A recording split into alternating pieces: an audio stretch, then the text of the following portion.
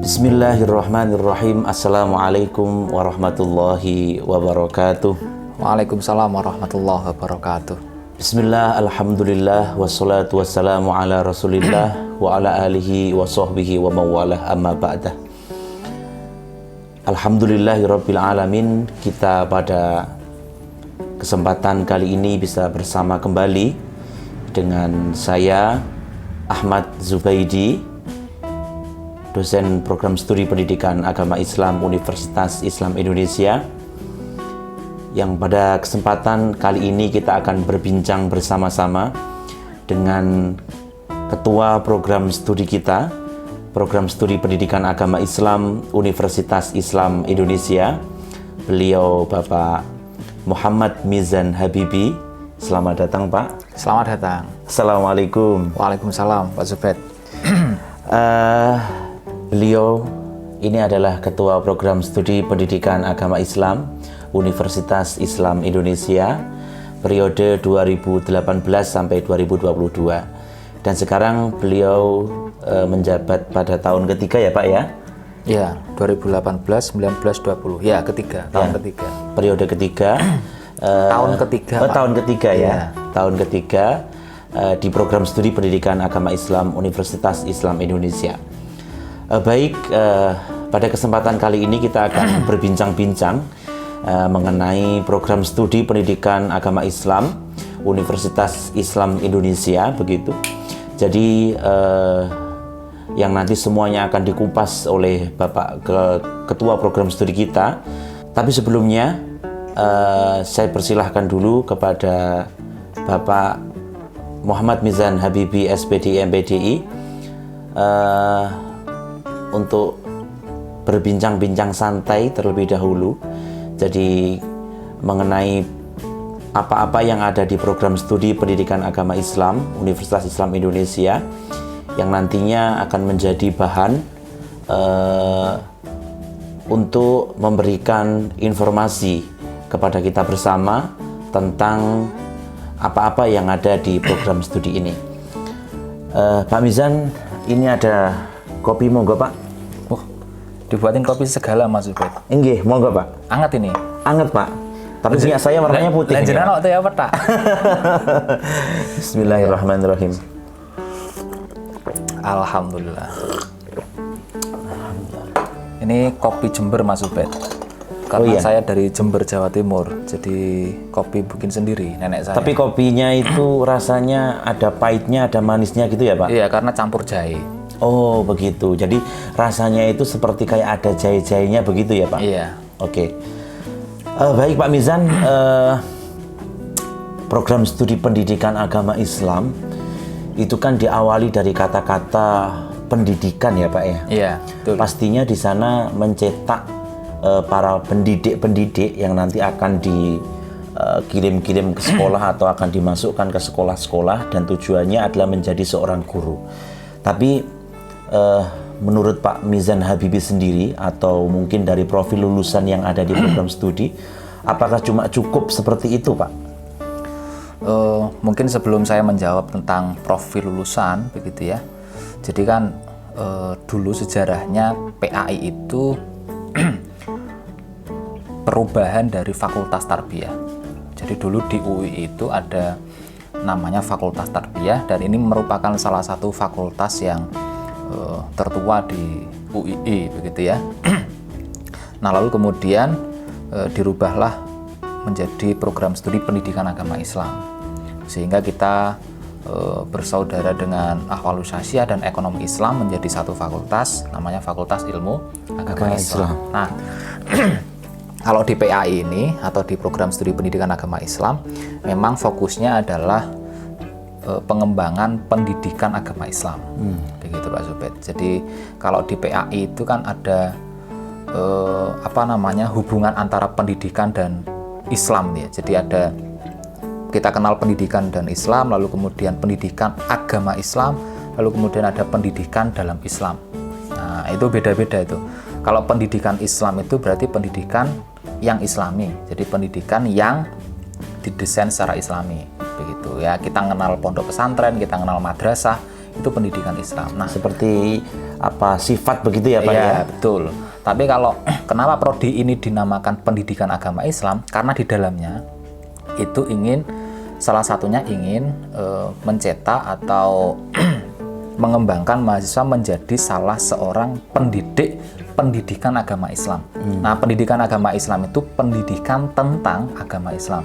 Jadi pendidikan yang didesain untuk mempelajari agama Islam. Kira-kira begitu. Nah, kita punya 3 profil lulusan begitu. Pertama tentu saja pendidik. Ini sebagai profil lulusan utama. Jadi yang kuliah di program studi kita nanti arahnya sebagai seorang pendidik, baik itu nanti menjadi guru di madrasah ataupun pendidik-pendidik di komunitas-komunitas tertentu yang bidang keilmuan yang dibahas atau diajarkan adalah pendidikan agama Islam. Jadi kalau kurikulum saat ini yang dikembangkan, jadi tidak hanya terbatas menjadi guru di sekolah, tapi bisa guru di semua jenis lembaga pendidikan Islam. Seperti kursusan begitu ya Pak ya? Misal di TPA ya di toh, TPA, di majelis-majelis taklim, ya. nah, begitu kira-kira. Itu pendidik. Terus yang kedua, kalau tadi ditanyakan profil, kita juga pengen memberikan bekal kepada mahasiswa menjadi seorang peneliti atau analis isu-isu pendidikan Islam. Nah, begitu. Jadi lulusan program studi pendidikan agama Islam harus cakap dalam proses penelitian, khususnya penelitian dalam bidang pendidikan Islam. Begitu. Dan yang ketiga, profil lulusan yang kita siapkan adalah menjadi edupreneur atau entrepreneur di bidang pendidikan. Nah, jadi mahasiswa disiapkan menjadi seorang trainer, seorang motivator, seorang pengembang platform pembelajaran, begitu ya, seorang pengembang media-media pembelajaran, nah, seperti itu. Jadi 3 profil lulusan ini yang kemudian kita siapkan di program studi pendidikan agama Islam Universitas Islam Indonesia.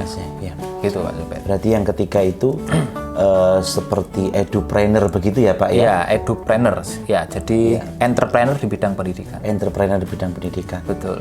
Berarti mungkin di program studi pendidikan agama Islam ini tidak hanya sebatas untuk dicetak untuk menjadi pendidik, tidak ya Pak ya? Iya, tidak hanya sebatas itu. Ya kalau kayak itu. Pak Zubaid gini lah, ya. Pendidik oke ya toh, peneliti juga oke, jurnalnya sudah banyak ya toh, tapi juga punya usaha di bidang pendidikan. Nah, semisal Pak Zubaid mendirikan les-lesan ya toh, yang sudah berkembang di Kediri itu, kan pare itu yang menguasai Pak Zubaid ya toh, kursusan pare itu. Nah, kita juga ingin mahasiswa kita kelak kayak gitu. Ya. Nah, gitu. Atau mungkin sebagai contoh begitu para pemirsa, beliau ini Pak Mizan Habibie punya sebuah institut begitu, jadi yang bernama Hayana Institute ya Pak ya? Hayana Academy. Oh, Hayana Academy, mohon maaf Pak. Jadi Hayana Academy itu semacam pemerhati pendidikan begitu ya Pak ya? Iya, semacam lembaga pendidikan lah, kira-kira begitu. Tapi itu nanti kita bahas di podcast selanjutnya aja. Oh iya, ini sekarang fokus di prodi PAI saja. Iya. Okay? Jadi profil lulusan tadi yang sudah disampaikan oleh Pak Mizan Habibie, mungkin di sana juga diturunkan dan didukung dengan visi misi yang ada di sana ya Pak ya? Betul. Jadi seperti yang kita tahu bahwa visi yang ada di program studi itu adalah menjadi inspirator pengembangan pendidikan dan keguruan agama Islam yang berkualitas, profesional, dan kompetitif di Asia Tenggara pada tahun 2026. Jadi mungkin kita nanti akan mendengar penjelasan dari Bapak Kaprodi Pendidikan Agama Islam secara langsung bahwa visi ini memang benar-benar mendukung dari profil lulusan itu ya Pak? Iya betul Pak Zubaid. Jadi visi misi yang kita bangun khususnya divisi tadi ya itu sebenarnya kita tidak sedang menyiapkan diri untuk menjadi yang paling wow gitu ya, tapi semangatnya adalah bahwa kita pengen kemudian prodi kita ini menjadi prodi yang kemudian kebaikan-kebaikan yang dibangun itu bisa dicontoh oleh lembaga yang lain begitu.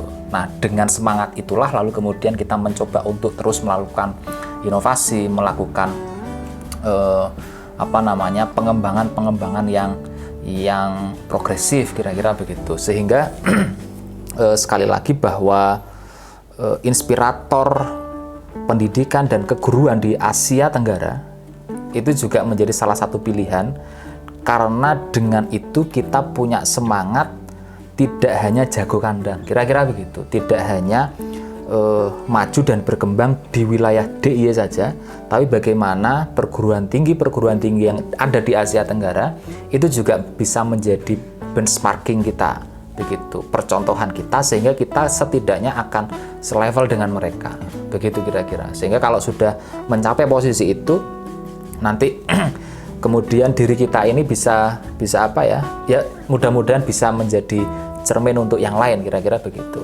Nah, semangatnya sebenarnya dengan visi seperti itu kita sedang dituntut untuk berupaya mengembangkan diri secara terus-menerus. Jadi tidak boleh puas hanya pada satu titik tertentu saja. Gitu. Jadi sekarang yang berbau-bau Asia Tenggara, Pak Zubed, semisal kita sudah melakukan PPL internasional itu ya.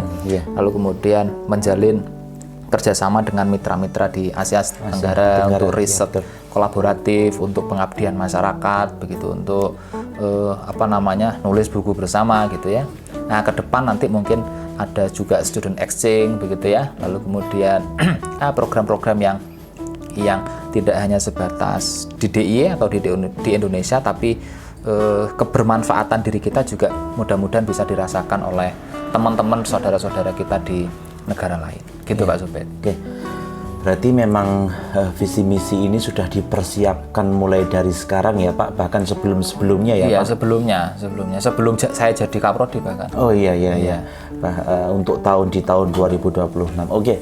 Pak Mizan, biasanya ketika kita masuk di program studi pendidikan agama Islam, itu di sana ada kata-kata C4U Pak. C4U, oke. Ya, itu apa Pak? Yang pertama apa Pak itu Pak? Apa ya Pak Zubed? Kalau tidak salah capable. Oke. Yang kedua apa Pak? Lalu yang kedua confidence. Yang ketiga? Credible. Komunikatif. Dan uswah. Ayo kayak UTS ya toh. Kalau ditakoni ya toh. Aku untungnya saya sebagai penguji gitu ya Pak ya. Untungnya hafal, oke. Nah, itu maksudnya apa Pak? Iya, itu C4U itu. Jadi 4C dan 1U itu. Iya. Itu kita siapkan sebagai karakter lulusan kita. Jadi nanti arahnya itu tadi kan sudah bahas profil ya.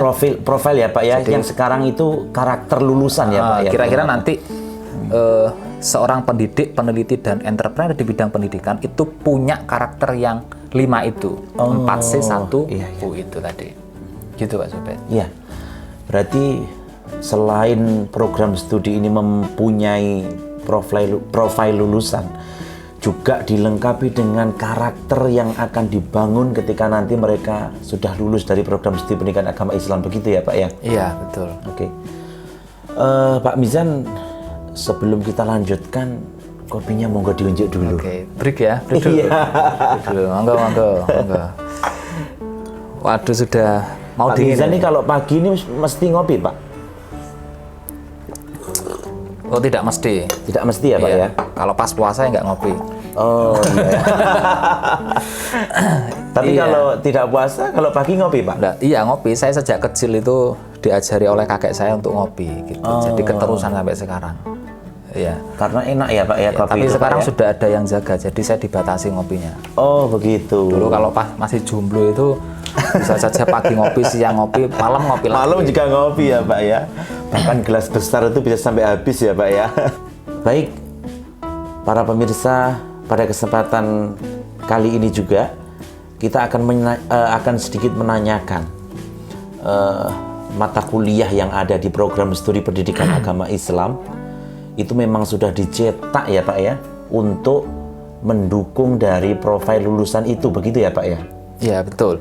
Jadi sebelum ke mata kuliah, karena di PAI ini sekarang kan kurikulumnya itu didesain berdasar outcome based education, begitu ya. Jadi ada CPL namanya, capaian pembelajaran lulusan yang harus yang harus dicapai kira-kira oleh lulusan kita. Jadi itu juga terkait dengan profil lulusan kita. Nah, kita punya 12 CPL. Jadi di situ ada unsur sikapnya yang harus dicapai seperti apa, lalu kemudian ada keterampilan umumnya seperti apa yang harus dikuasai oleh mahasiswa, lalu kemudian ada keterampilan khususnya seperti apa dan pengetahuannya. Nah, kalau yang keterampilan umum dan keterampilan khusus dan pengetahuan ini adalah dua komponen capaian pembelajaran lulusan yang itu sesuai dengan kekhasan keprodian PAI.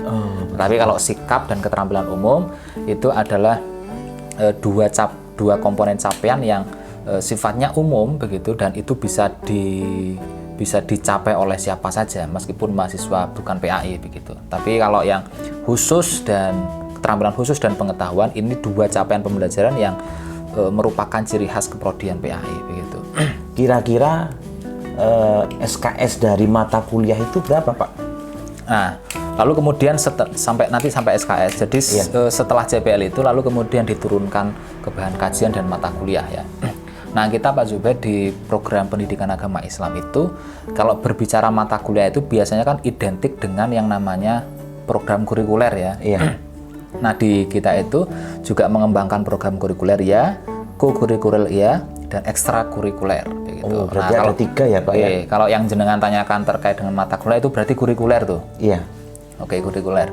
Nah, kita punya 146 SKS yang harus ditempuh oleh mahasiswa kalau mau lulus S1. Oh, berarti itu semacam kuliah wajib ya, apa mata kuliah wajib ya, Pak ya? Iya, tapi 146 itu terdiri dari 4 jenis mata kuliah, Pak Zubaid. Oh. Jadi pertama adalah mata kuliah wajib universitas. Nah, kalau ini di semua prodi UII pasti ada. Begitu ya. Jadi kayak mata kuliah Islam Ulil Albab, Islam Rahmatan lil Alamin, kewirausahaan syariah, begitu ya, sampai pada KKN dan tugas akhir, itu MKWU semua. MKWU semua ya. Oh, berarti MKWU itu kode ya, Pak ya? Ya, itu jenis kode, mata kuliahnya. Jenis mata kuliah universitas ya, Pak ya? Ya, jadi ada banyak diantaranya itu. Lalu kemudian ada mata kuliah wajib prodi, begitu. Ini wajib ditempuh, begitu. Ini besarannya sekitar 136 SKS. Ya, 136 SKS yang mata kuliah wajib prodi. Lalu kemudian ada mata kuliah pilihan prodi. Nah, ini kita punya 18 SKS saat ini. Tapi ini ada rencana ingin dikembangkan. Begitu, dengan berapa polanya. mata kuliah itu, Pak? 18 SKS? 18 SKS itu dengan 9 mata kuliah. Tapi yang wajib diambil hanya 10. Oh, okay. 10 SKS. Sehingga 5 mata kuliah. Nah, lalu kemudian yang selanjutnya ini adalah mata kuliah non teori. Ini ada KKN dan skripsi.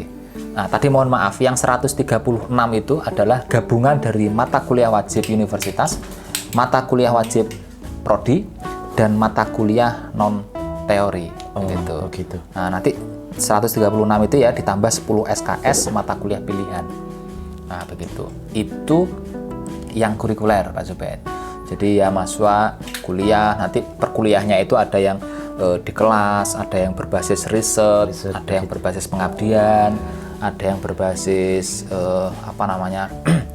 pembuatan proyek-proyek tertentu begitu ya. Praktikum gitu ya. Lalu juga ada yang berbasis dakwah Islamiyah juga, karena di UI itu kan catur dharma ya. Dharma yang keempat adalah dakwah Islamiyah begitu. Lalu kemudian ada yang berbasis pameran begitu. Nanti akan kita kembangkan ke sana. Jadi karya-karya mahasiswa akan kita pamerkan, publikasikan biar kemudian dinikmati oleh banyak orang. Kira-kira begitu. Begitu sih, Pak Zubaid. Ya. Itu kalau kurikuler ya. Nah, tapi kalau yang co-kurikuler itu namanya aktivitas kemahasiswaan yang berbasis SKP, namanya sistem kredit partisipasi. Nah, kalau tadi kan SKS kalau kurikuler ya. Kalau ini sistem kredit partisipasi. Itu aktivitas kemahasiswaan. Nah, itu nanti mahasiswa akan ikut yang namanya PNDI, pendalaman nilai dasar Islam. Lalu kemudian ada semacam pesantren begitu ya Pak? Pesantrenisasi begitu ya Pak? Iya, pesantrenisasi juga ada. Kalau PNDI ini ada sendiri berarti ya Pak? PNDI ada, nanti pesantrenisasi ada, begitu. Terus taklim, begitu ya. Taklim nanti beberapa semester itu pasti akan taklim. Lalu kemudian ada pelatihan kepemimpinan dan dakwah. Nah, ini semuanya untuk menguatkan karakter keislaman mahasiswa di UII. Jadi semuanya pasti dapat. Pasti dapat gitu. Nah, itu lalu prodi juga punya kegiatan kokurikuler, semisal pengembangan bahasa asing, bahasa Arab, bahasa Inggris begitu ya. Lalu pengembangan teknologi informasi, jadi mahasiswa diperkuat lagi, semisal yang terkait dengan pengembangan aplikasi pembelajaran dan lain sebagainya. Nah, itu yang kokurikuler tuh. Yang ekstrakurikuler ini juga universitas punya UKM itu ya, kayak kemudian ada UKM marching band, lalu kemudian paduan suara gitu, lalu kemudian ada El Markazi itu yang di bidang bahasa begitu ya. Tapi di level prodi kita juga punya yang sifatnya ekstrakurikuler ya Pak. Nah, setidaknya sekarang ada 2 yang dikembangkan prodi, yakni di bidang seni Islami ini ada hadroh, dan juga ada di bidang pembuatan film, produksi film. Nah, teman-teman PAI kita dorong untuk membuat film. Nah, coba nanti Pak Zubed kunjungi YouTube-nya PAI ya toh. Terus itu ada film-filmnya mereka. Iya, saya ketik aja di Google itu YouTube begitu, kemudian prodi PAI begitu ya Pak ya? Iya, betul. Ya. Itu nanti kan kita juga punya banyak media sosial ya. YouTube punya, Instagram juga punya, pendidikan agama Islam, PAI UII gitu nanti muncul, website punya begitu ya, Facebook juga punya. Begitu. Jadi kita juga harus bersahabat dengan zaman kira-kira begitu. Kalau yang ekstrakurikulernya itu Pak, apakah mahasiswa wajib untuk ikut begitu? Tidak, tergantung dengan minatnya mereka. Begitu. Jadi kalau ekstrakurikuler silahkan bisa dikembangkan sesuai dengan potensi dan minat mereka. Bakat mereka ya Pak. Jadi bisa saja mereka ikut ekstrakurikuler di level universitas begitu ya, ikut menwa, ikut tadi marching band atau ikut olahraga begitu ya. Ada sepak bola, ada futsal, ada basket, itu terserah teman-teman mahasiswa. Iya. Oke Pak. Jadi begini, tadi apa yang telah dijelaskan oleh Pak Kaprodi kita tentang mata kuliah, kegiatan kurikuler, kokurikuler, ekstrakurikuler dan sebagainya. Ini rata-rata mahasiswa itu menempuh studinya di program studi ini berapa tahun Pak? Ya kalau standarnya kita kan 4 tahun. 4 tahun ya Pak? 4 tahun 3 bulan itulah. Itu standar mereka lulus begitu ya. Jadi standarnya itu, mahasiswa kebanyakan lulus di tahun-tahun itu begitu. Jadi 8 semester kira-kira. Nah, nanti biasanya kalau teman-teman PAI itu ketika masuk di semester 7 mereka sudah fokus untuk riset skripsi, tugas akhir begitu. Nah, ke depan nanti tugas akhirnya kita kembangkan tidak hanya skripsi tapi bisa ditempuh dengan jalur yang lain untuk kemudian mengakomodir potensi mahasiswa. Kalau skripsi kan kecenderungannya riset penelitian ya. Penelitian. Nanti bisa kemudian kalau teman-teman mahasiswa pernah conference kemudian bikin jurnal tertentu nanti bisa kemungkinan bisa dikonversi menjadi tugas akhir kira-kira begitu. Ke depan akan seperti itu. Jadi memang di program studi pendidikan agama Islam ini aktivitas kemahasiswaannya juga banyak ya Pak ya? Ya alhamdulillah banyak. Ya. Kemudian untuk unit-unit sebelum itu Pak, ada nggak Pak mahasiswa program studi pendidikan agama Islam itu yang lulusnya tidak sampai 4 tahun atau waktu yang dibataskan oleh program studi? Ada. Jadi kalau mereka sebelum 4 tahun itu lulus bisa begitu ya. Nah itu yang kemudian selalu kita sampaikan kepada mahasiswa, khususnya ketika awal-awal masuk begitu ya. Jadi mereka kalau bisa, mahasiswa itu ketika masuk itu membuat semacam rencana studi untuk pribadi begitu. Untuk persiapan berarti ya Pak ya? Kita kan punya DPA ya. Dosen pembimbing akademik. Nah itu orang tua kita di kampus. Nah banyak-banyaklah berkonsultasi dengan DPA untuk kemudian menentukan rencana studinya seperti apa. Nah, dengan melihat kurikulumnya, kalau nanti 146 SKS ini saya menempuhnya gimana, nanti skripsi saya harus mulai sejak semester berapa. Begitu kira-kira. Jadi kalau di desain kita semisal masuk semester 8 itu teman-teman sebenarnya sudah bisa munakosah. Karena semester 7 itu rata-rata kadang-kadang mahasiswa sudah fokus ke skripsi doang tuh. Iya. Ya. Skripsi nanti mungkin ada KKN begitu ya. Tapi kemudian mengerjakan skripsi. Setelah itu nanti di semester 8 di pertengahan itu mereka sudah bisa munakosah. Munakosah itu pendadaran ya. Ujian skripsi itu ya Pak ya. Ujian skripsi. Ya. Gitu. Oke, kita udah jelas tadi apa yang telah disampaikan oleh Pak Muhammad Mizan Habibie selaku Kaprodi Program Studi Pendidikan Agama Islam Universitas Islam Indonesia. Tetapi kita masih belum puas ya teman-teman. Mungkin ada unit-unit yang belum kita ketahui yang mungkin di sana nanti bisa untuk mengembangkan akademik kita ketika kita kuliah di program studi pendidikan agama Islam. Seperti kemarin itu Pak, saya ditugasin di CSSD Pak. CSSD ya. Iya.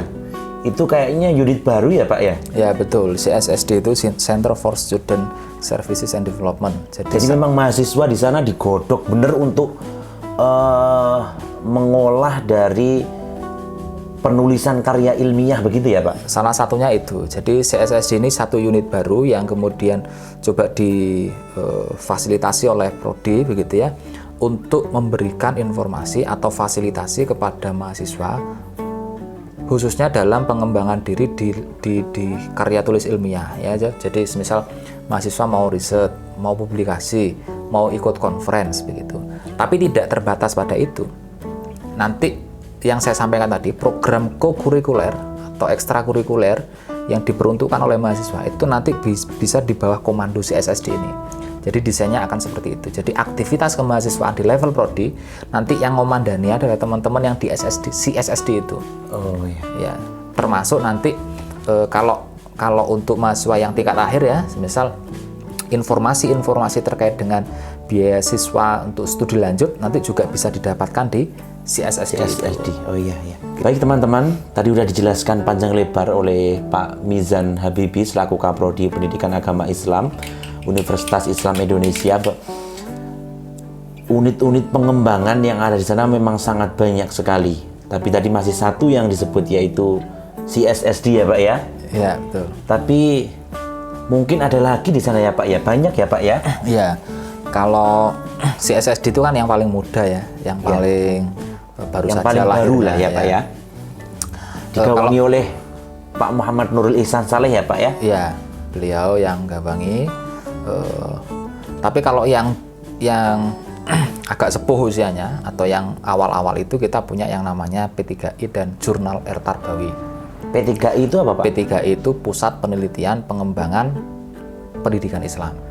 Begitu. Jadi itu satu pusat studi yang dimiliki oleh Prodi PAI begitu, yang nanti konsennya sebenarnya diarahkan pada proses riset pengabdian dan dakwah Islamiyah serta ngurusi kajian keilmuan yang relevan dengan bidang ilmu pendidikan Islam. Jadi itu urusannya pusat studi begitu ya. Jadi ngurusi riset, pengabdian, dakwah Islamiyah begitu ya, dan juga kajian-kajian rutin yang berorientasi pada pengembangan pendidikan Islam begitu. Kajian rutinnya bisa kemudian diskusi, lalu kemudian bisa seminar begitu. Lalu kemudian P3I juga di bawahnya itu ada satu bidang tertentu yang ngurusi persoalan ini laboratorium. Jadi ada PPL dan ada micro teaching. Ini juga diurusi oleh P3I. Jadi ada laboratoriumnya juga ya Pak? Ya, jadi yang ngurusi laboratorium itu di bawah kendali P3I. Itu laboratorium pendidikan ya Pak? Ya, kita punya laboratorium micro teaching dan ini sedang dan akan dikembangkan laboratorium pendidikan agama Islam. Untuk praktek mengajar ya Pak ya? Betul sekali. Ini sekarang kita juga sedang bikin studium ini. Nah, ini kan zamannya sudah apa-apa serba digital begitu ya. Nah, kelak mahasiswa itu bisa bikin podcast kayak kita gini, ngobrol terkait dengan pendidikan, atau mereka pengen buat apalah begitu ya. Kita sediakan studium ini untuk mahasiswa berkarya, para dosen berkarya, para tendik berkarya, kira-kira begitu. Jadi ada lab mikro untuk praktek ngajar, ada studio tadi itu, lalu kemudian juga akan dibangun lab pendidikan agama Islam, begitu. Nah itu P3I, begitu ya. Nanti ada kepala P3I dan juga nanti di bawahnya dibantu dengan beberapa orang yang ditugasi untuk ngelola labnya siapa, lalu kemudian ngurusi PPL-nya siapa, yang ngurusi kegiatan riset, pengabdian dan dakwahnya siapa, begitu. Itu P3I. Lalu jurnal El Tarbawi juga itu unit yang agak sepuh, begitu ya. Tapi sekarang sudah kita kembangkan, tidak hanya jurnal tapi penerbitan El Tarbawi. Nah, dengan bayangan bahwa nanti yang diterbitkan itu tidak hanya jurnal saja, tapi bisa proceeding, bisa buku, ya, bisa modul, bisa karya-karya mahasiswa, misal mahasiswa bikin puisi, kumpulan cerpen, nanti bisa diterbitkan di penerbit El Tarbawi tadi ya Pak? Iya, betul. Itu Pak Zubed, itu yang sepuh. Nah, terus unit yang lain, selain jurnal, lalu kemudian P3I, kita punya LIC, Learning Innovation Center. Nah, ini satu unit yang secara khusus mengembangkan proses pembelajaran, mulai dari desain pembelajaran, lalu kemudian inovasi strategi pembelajaran dan inovasi media pembelajaran, serta pengembangan sumber atau bahan ajar. Nah, itu digawangi oleh LIC. Nah, LIC ini tidak hanya fokusnya di internal, tapi ini juga bermitra dengan eksternal, begitu. Termasuk temannya LIC ini ada yang namanya MEC, Madrasah Empowering Center. Nah, ini yang kerjasama dengan madrasah-madrasah. Sekarang sih baru di DIY ya, dan beberapa madrasah yang ada di nasional cakupannya, tapi hanya beberapa titik saja. Nah, itu sama kerjasama mengembangkan madrasah, begitu. Itu bagian daripada pengabdian kita. Pengabdian. Biasanya nanti P3I kerjasama dengan MEC, pengabdiannya di madrasah-madrasah itu tadi, begitu. Misal yang sudah itu kita melaksanakan pengabdian untuk peningkatan kompetensi gurunya, begitu. Terus membentuk lembaga riset and development di madrasah, begitu. Itu kerjaan madrasah empowering center ya. Nah, itu kira-kira unit pengembangan yang dimiliki oleh Prodi PAI. Iya. Itu tadi unit-unit pengembangan ya Pak yang ada di program studi pendidikan agama Islam.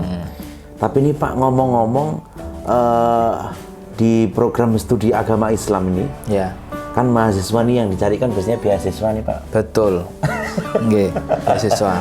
Pak Mizan, dulu S1 beasiswa nggak Pak? Beasiswa. Beasiswa Pak? Beasiswa. Beasiswa siapa Pak? Beasiswa orang tua ada. Tapi saya pernah itu, saya punya cerita, saya S1 itu dapat beasiswa dari Bang Tit itu ya. Iya. Bang Tit itu ya, salah satu bank. Iya. Salah satu bank itu cash begitu. Jadi hanya sekali dapat beasiswa. Tapi setelah itu yang saya dapatkan ini lalu kemudian saya kasihkan ke orang. Begitu. Karena pas itu saya kena musibah. Jadi kena musibah, saya diem-diem tuh nggak bilang orang tua begitu ya. Terus karena nggak ketemu ketika itu ya sudahlah, uang beasiswa saya kasih. Iya. Begitu. Ya hitungannya nggak dapat beasiswa. Gitu. Iya. Kalau S2-nya beasiswa nggak Pak? Beasiswa. Beasiswa juga ya Pak? Iya, ya? beasiswa. Alhamdulillah. Dari papa dan mama. Dan mama. Dari ayah dan ibu. Tapi di program studi pendidikan agama Islam ini Pak, ngomong-ngomong beasiswanya juga banyak juga ya Pak ya. Jadi nanti misalkan kalau mahasiswa ke sini begitu, belajar di sini begitu, nanti di sana juga ada banyak beasiswa ya Pak? Banyak. Semisal ada beasiswa tahfidz Al-Qur'an. Oh, bagi orang-orang teman-teman yang hafal Quran ya, begitu. Betul. Apakah harus 30 juz Pak? Ada 30 juz, ada yang di bawah 30 juz. Oh, bermacam-macam ya. Itu dapat beasiswa. Lalu kemudian nanti ada beasiswa pondok pesantren UII. Jadi tapi karena keterbatasan kuota ya, sifatnya selektif begitu. Nanti tinggalnya di asrama, di pondok. Jadi selain kuliah di kampus juga ada pendidikan di pondok pesantren. Asramanya juga gratis begitu. Itu beasiswa pondok pesantren UII. Lalu kemudian ada beasiswa unggulan begitu ya. Jadi bagi mahasiswa-mahasiswa yang punya prestasi begitu, tapi mohon maaf dari keluarga yang kurang mampu, misal, ya. nah itu bisa nanti dapat beasiswa unggulan. Nah itu yang dikelola oleh UII ya. Terus kemudian ada beasiswa yang dari pemerintah, misal bidik misi atau KIP gitu ya, yang terbaru. HTDP dan lain sebagainya itu ya Pak ya. Termasuk nanti beasiswa-beasiswa dari instansi-instansi kalau teman-teman mahasiswa sudah di Program studi. Sudah masuk menjadi mahasiswa, misal dari bank-bank tadi, lalu kemudian dari lembaga-lembaga tertentu, dari pemerintah daerah, misal, itu banyak sekali. Kuncinya satu, asalkan rajin mencari informasi. Gitu. Jadi kalau jadi mahasiswa tidak hanya kampus kamar doang, begitu ya, tapi rajin mencari informasi beasiswa, mencari informasi riset, mencari informasi conference, lomba-lomba untuk pengembangan diri. Nah, kira-kira gitu. Iya. Banyak berarti juga Pak ya beasiswa-beasiswa yang ada di program studi pendidikan agama Islam Iya, Pak ya. banyak sekali, banyak sekali. Apalagi nanti kalau semisal sampai di Jogja lalu kemudian tinggalnya tidak di kos-kosan. Nah, kayak Pak Zubair dulu. Nah, sampai di Jogja terus kemudian cari masjid. Iya. Ya, itu nanti tambah lagi beasiswanya ya. Nah, kalau Pak Zubair kan dapat beasiswa tambahan toh? Oh, banyak sekali Pak. Dapat jodoh juga ya. Iya. Ada beasiswa plus jodoh ya kan Pak. Plus yang lain itu kan banyak kan Pak ya. Terus dibayari apa? Iya. Nah, kemudian setelah lulus dapat orang situ ya toh. Pintar-pintar kita untuk memanfaatkan diri ya Pak ya ketika kita kuliah. Jadi sampai di Jogja itu kalau bisa aktif begitu, aktif di kampus juga aktif di masyarakat. Nah, kira-kira begitu. Monggo Pak, diunjuk rumiyin. Oke, monggo. Kopi Jembernya. Kopi Jember Toyo Petak gitu. Oh, ini Toyo Petak. Nah, saya kopi Jember. Sayangnya nggak ada pisang gorengnya nih Pak Zubair. Iya. Oke teman-teman. Mungkin teman-teman cuma tahu dari face wajah dari Pak Mizan Habibi, tapi di sana di program studi pendidikan agama Islam sangat banyak sekali Bapak Ibu dosen yang nanti akan setiap teman-teman kuliah akan berinteraksi dengan beliau-beliau. Tapi mungkin pada kesempatan kali ini hanya bisa memandang saya dan juga Pak Mizan begitu. Penjelasan Pak Mizan yang begitu hebat ya teman-teman. Mungkin kita bisa tahu itu wajah-wajah dosen itu di mana Pak? Nanti bisa buka websitenya islamiceducation.ui.ac.id. Di sana ada profil dosen gitu ya. Kita saat ini punya 21 dosen. Saat ini mudah-mudahan nanti bisa bertambah dan profilnya macam-macam gitu ya. Profilnya macam-macam. Ada yang sedang menempuh S3, itu banyak tuh beberapa, dan juga sudah ada yang S3, dan bidang keilmuannya juga macam-macam dari perguruan tinggi macam-macam. Oke teman-teman, pasti teman-teman juga akan menanyakan begitu, dengan begitu banyak agenda yang ada di program studi pendidikan agama Islam, fasilitas-fasilitas yang mendukung untuk agenda tersebut di sana itu mungkin nanti sedikit akan dijelaskan oleh Pak Mizan Habibi. Jadi fasilitas-fasilitas yang ada di program studi pendidikan agama Islam khususnya untuk mahasiswa Pak dalam mendukung akademiknya begitu. Oh ya, kalau fasilitas itu tadi beberapa sudah saya sebutkan ya. Kita punya lab mikro, lalu kemudian punya studio, lalu kemudian nanti ada akan dikembangkan lab pendidikan agama Islam gitu ya. Tentu saja juga ruang kelas dan lain sebagainya. Nah, kelas-kelas ini juga dilengkapi dengan alat-alat teknologi begitu ya. Lalu kemudian kita punya masjid begitu ya, yang juga menjadi bagian dari proses pembelajaran pendidikan agama Islam gitu ya. Jadi tidak hanya untuk ibadah ritual saja, tapi juga bisa untuk kajian dan lain sebagainya. Lalu kemudian teman-teman kalau pengen olahraga, kita punya GOR. Lalu kemudian punya lapangan. Bebas ya itu Pak ya, untuk semua mahasiswa ya Pak? Iya, jadi nanti bisa jogging di seputaran GOR itu. Atau kalau mau memanfaatkan fasilitas KER tentu harus izin gitu ya. Tapi punya itu dan itu dijadikan sebagai salah satu pusat pembelajaran juga. Termasuk lapangan begitu ya. Nanti kalau ikut UKM sepak bola semisal nanti bisa main-main di lapangan. Sepertinya saya kemarin lihat ada baju sepak bola atas nama Muhmizan Habibi. Ya itu punya saya. Oh. Iya. Ternyata pemain juga nih Pak Mizan. Iya, saya sejak kecil hobi saya sepak bola begitu. Nah, ini meneruskan hobi saja. Oh iya. Iya.